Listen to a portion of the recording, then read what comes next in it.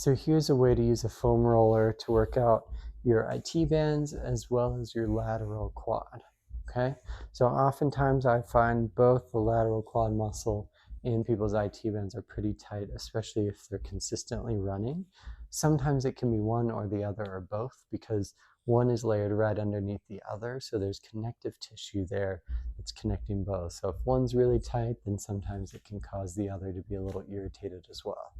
So if you want to do this a little bit more gently, then what I would recommend is you're going to take the foam roller and then you're just going to kind of go on your front. Now, if you just stay this position, you're going to get more of your hip flexors, so more of the front and middle of your quads. And the higher you go up, the closer you'll get to your hip flexors. Now, if you want to go a little bit more to the side, you can just kind of lean to the side. So I'll show you this way.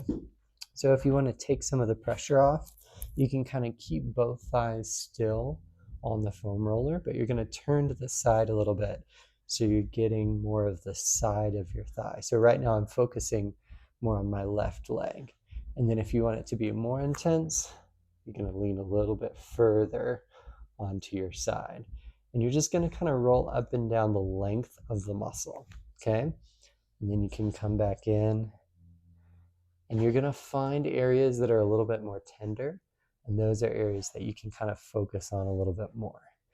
If this is too intense, then it might be better to use something like a massage roller that you can use with your hands. But otherwise, if this is kind of a medium difficulty, like a medium discomfort, then that's probably the right amount because you don't want to kill yourself. Otherwise, you can't really relax into the massage. Okay, so that's a good way to work on loosening up and massaging your lateral quads as well as your IT bands.